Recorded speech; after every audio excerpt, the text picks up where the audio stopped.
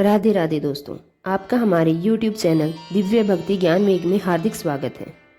क्या आपने कभी सोचा है कि सिर्फ एक महीने में आपकी किस्मत पूरी तरह बदल सकती है? क्या सच में वैशाख महीने में किए गए छोटे छोटे कर्म भी इंसान को पापों से मुक्त कर सकते हैं?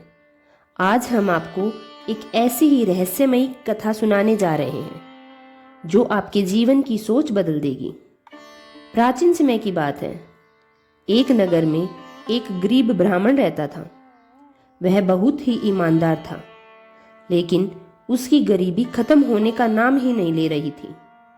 कई बार उसने भगवान से प्रार्थना की, लेकिन उसे कोई रास्ता दिखाई नहीं दे रहा था। एक दिन वह बहुत दुखी होकर नदी के किनारे बैठा था। तभी वहां एक संत आए। संत ने उसकी परेशानी देखी और पूछा, बेटा, तुम इतने दुखी क्यों हो? ब्राह्मण ने कहा, गुरुदेव, मैं पूरी मेहनत करता हूँ, पूजा पाठ भी करता हूँ, फिर भी मेरे जीवन में दुख ही दुख है। संत मुस्कुराए और बोले, तुमने कभी बैसाख महीने का महत्व समझा है?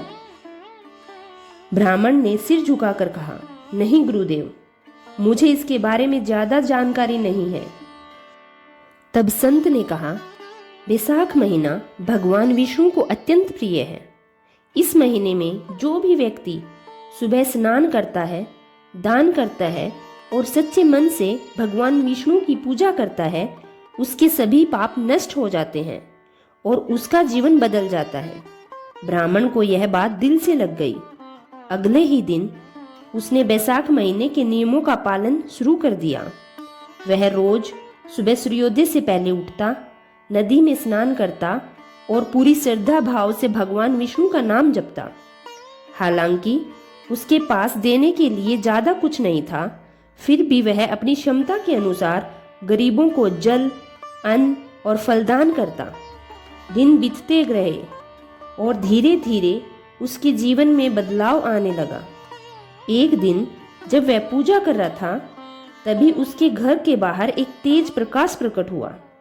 वह बाहर आया तो देखा कि स्वयं भगवान विष्णु उसके सामने खड़े हैं। ब्राह्मण आश्चर्यचकित होकर उनके चरणों में गिर पड़ा। भगवान विष्णु बोले, हे भक्त, तुमने बैसाख महीने में सच्चे मन से स्नान, दान और भक्ति की है। मैं तुमसे बहुत प्रसन्न हूँ। मांगो, क्या चाहते हो? ब्राह्मण ने कहा, प्रभु, मुझे धन नहीं चाहिए, बस इतना आशीर्वाद दीजिए कि मैं हमेशा धर्म के मार्ग पर चल सकूं। भगवान विष्णु मुस्कुराए और बोले, तुम्हारी यही सच्ची भक्ति तुम्हें सबसे बड़ा सुख देगी। इसके बाद ब्राह्मण का जीवन पूरी तरह बदल गया। उसकी गरीबी दूर हो गई, घर में सुख शांति आ गई और वह पूरे नगर में सम्मानित हो गया। तो दोस्तों, अगर आप भी अपने जीवन में सुख, शांति और सफलता चाहते हैं तो इस वैशाख महीने में स्नान, दान और भक्ति जरूर करें और भगवान विष्णु की कृपा प्राप्त करें। बहुत समय पहले की बात है। एक छोटे से गांव में माधव नाम का एक गरीब ब्राह्मण रहता था।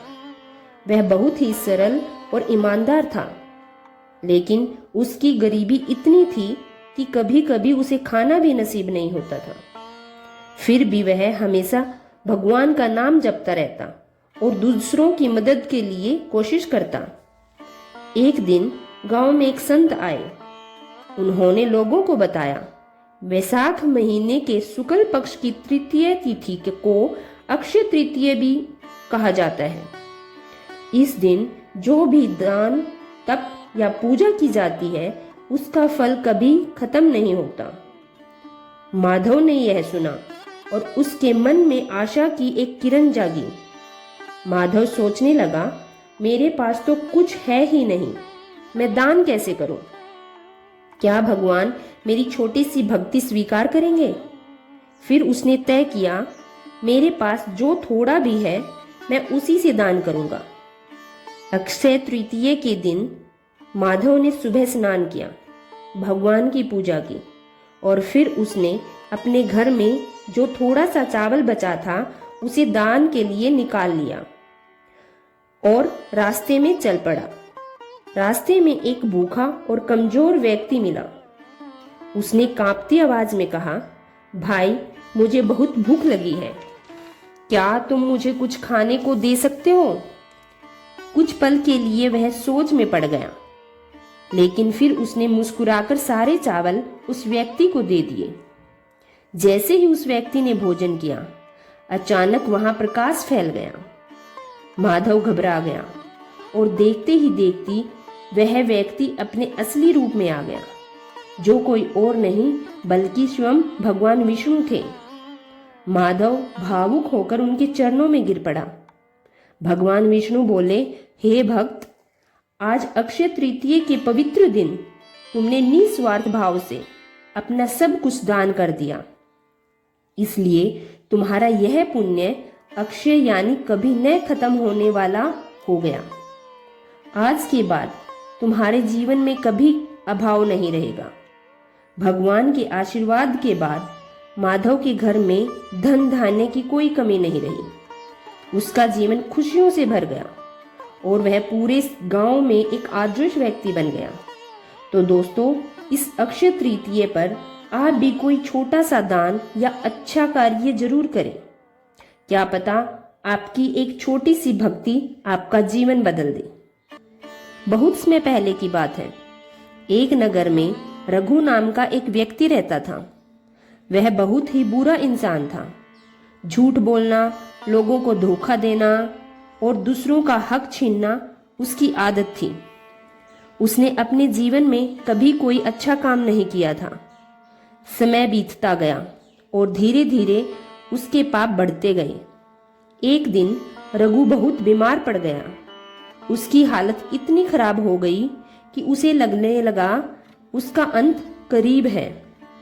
डर के मारे उसने एक संत को बुलाया।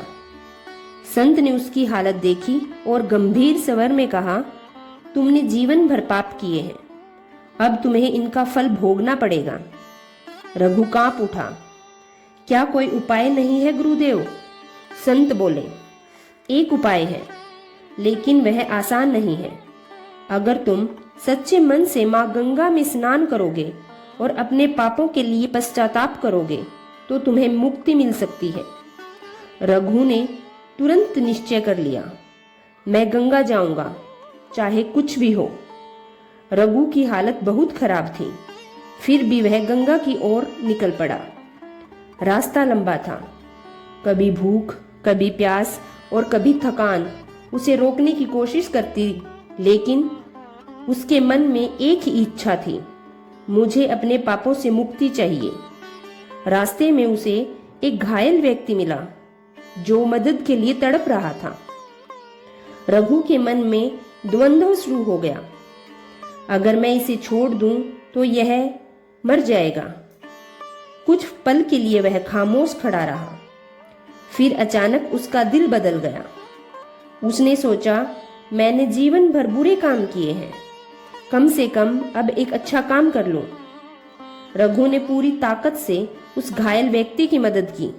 उसे पानी दिया, खाना दिया और उसे सुरक्षित स्थान तक पहुंचाया। उसकी हालत और खराब हो गई, लेकिन उसके दिल में पहली बार सुकून था। जैसे ही उसने उस व्यक्ति को बचाया, अचानक चारों ओर प्रकाश फैल गया और वह घायल व्यक्ति अपने असली रूप में आ गया। वह कोई और नहीं बल्कि मां गंगा थी। रघु आश्चर्यचकित रह गया। वह उनके चरणों में गिर पड़ा। गंगा मां ने मुस्कुराकर कहा, हे पुत्र, तुम गंगा स्नान करने आ रहे थे, लेकिन तुमने रास्ते में ही सच्चा स्नान कर लिया। सिर्फ पानी में डुबकी लगाने से पाप नहीं मिटते, बल्कि जब दिल में परिवर्तन होता है तभी सच्ची शुद्धि होती है। आज तुमने निस्वार्थ भाव से एक जीवन बचाया, इससे तुम्हारे सभी पाप नष्ट हो गए। रघु की आंखों से आंसू बहने लगे। उसका मन पूरी तरह बदल चुका था। उसकी बीमारी धीरे धीरे ठीक हो गई। उसका जीवन धर्म और सेवा में लग गया। अब वह एक अच्छा इंसान बन गया। तो दोस्तों, अगली बार जब आप गंगा स्नान करें तो सिर्फ शरीर ही नहीं, अपने मन को भी साफ करें। बहुत समय पहले की बात है। मद्र देश के राजा अशोपति की एक सुंदर और तेजस्वी पुत्री थी जिसका नाम था सावित्री। सावित्री बचपन से ही बहुत बुद्धिमान, धर्मपरायण और दृढ़ निश्चयी थी। जब वह विवाह के योग्य हुई तो उसके पिता ने कहा, बेटी तुम स्वयं अपने लिए योग्य वर चुन लो। सावित्री ने एक दिन वन में जाकर एक युवक को देखा। उसका नाम था सत्यवान। वह बहुत ही गुणवान, सच्चा और वीर था, लेकिन वह एक वनवासी राजकुमार था और बहुत गरीब था। सावित्री ने उसी क्षण तय कर लिया कि मैं विवाह करूंगी तो सिर्फ सत्यवान से ही। जब सावित्री अपने पिता के पास लौटी तो उन्होंने एक महान ऋषि से सलाह ली। ऋषि ने ध्यान लगाकर कहा, सत्यवान बहुत गुणी है, लेकिन उसकी आयु बहुत छोटी है। विवाह के 1 साल बाद ही उसकी मृत्यु निश्चित है। यह सुनकर राजा चिंतित हो गया। उन्होंने सावित्री से कहा, बेटी कोई और वर चुन लो। लेकिन सावित्री ने दृढ़ स्वर से कहा, मैंने एक बार सत्यवान को अपना पति मान लिया है, अब मैं जीवन भर उसी के साथ रहूंगी। उसकी अटूट भक्ति और प्रेम के आगे सबको झुकना पड़ा और दोनों का विवाह हो गया।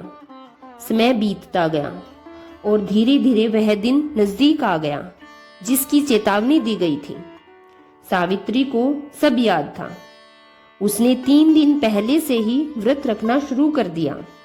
वह लगातार भगवान से प्रार्थना करती रही। निर्धारित दिन सत्यवान लकड़ी लेने जंगल में गया। सावित्री भी उसके साथ चली गई। काम करते करते अचानक सत्यवान के सिर में बहुत दर्द हुआ और वह सावित्री की गोद में गिर पड़ा। धीरे धीरे उसकी सांस रुकने लगी। तभी वहां मृत्यु के देवता यमराज प्रकट हुए।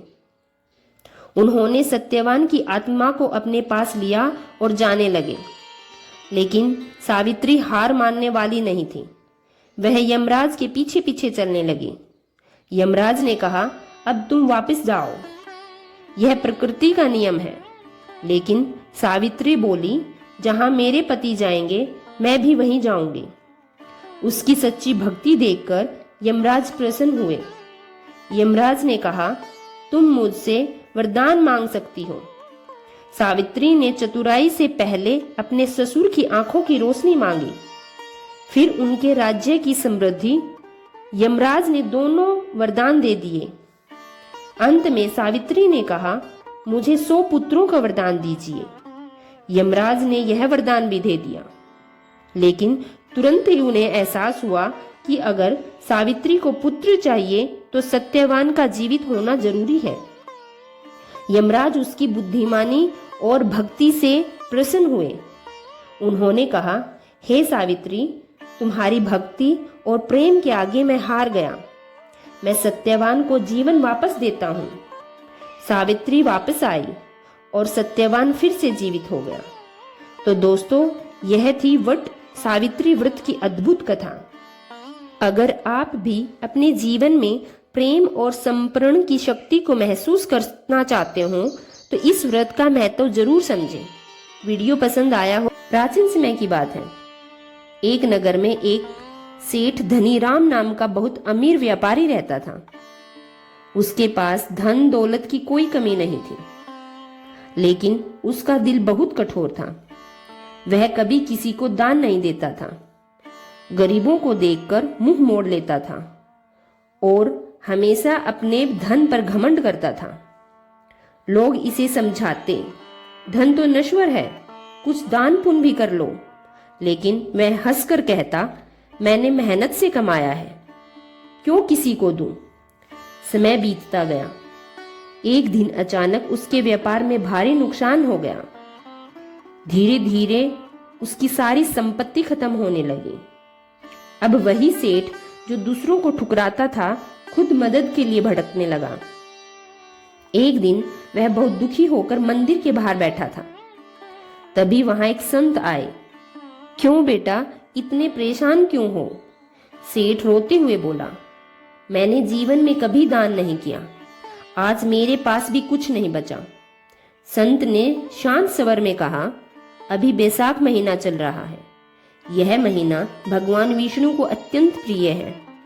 इस महीने में किया गया छोटा सा दान भी बहुत बड़ा फल देता है। सेठ ने निराश होकर कहा, लेकिन मेरे पास तो अब देने के लिए कुछ भी नहीं है। संत मुस्कुराए और बोले, दान की कीमत नहीं, भावना देखी जाती है। अगर तुम एक लोटा जल भी दोगे तो उसका फल मिलेगा। यह सुनकर सेठ के मन में उम्मीद जागी। अगले दिन से उसने एक छोटा सा घड़ा लिया और रास्ते में प्यासे लोगों को पानी पिलाने लगा। शुरुआत में लोग उसे पहचानकर हैरान हुए, लेकिन वह बिना कुछ कहे सेवा करता रहा। धीरे धीरे उसके मन में शांति आने लगी। एक दिन भीषण गर्मी थी। एक बूढ़ा व्यक्ति वहां आया और बोला, बेटा, मुझे बहुत प्यास लगी है। सेठ के घड़े में बस थोड़ा सा पानी बचा था और फिर वह खुद भी बहुत प्यासा था। कुछ पल के लिए वह रुका, लेकिन फिर उसने वो सारा पानी बूढ़े को दे दिया।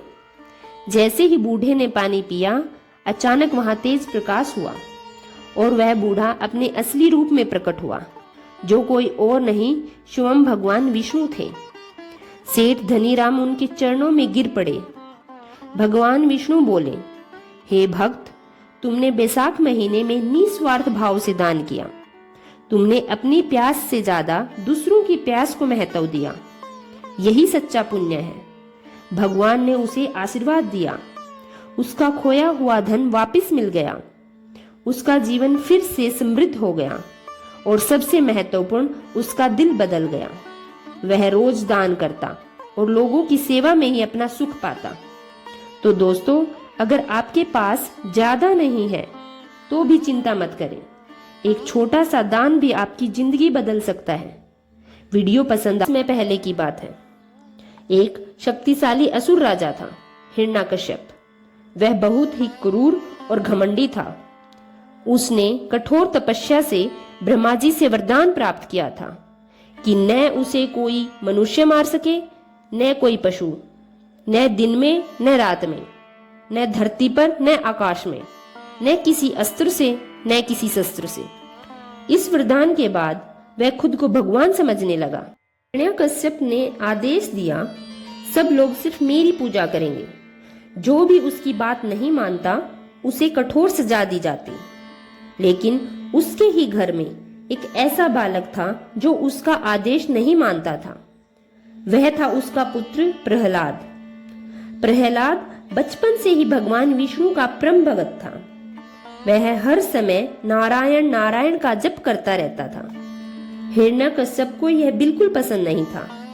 उसने कई बार प्रहलाद को समझाया कि मुझे भगवान मानो, लेकिन प्रहलाद ने साफ कहा, सच्चे भगवान तो विष्णु हैं, मैं उनकी ही भक्ति करूंगा।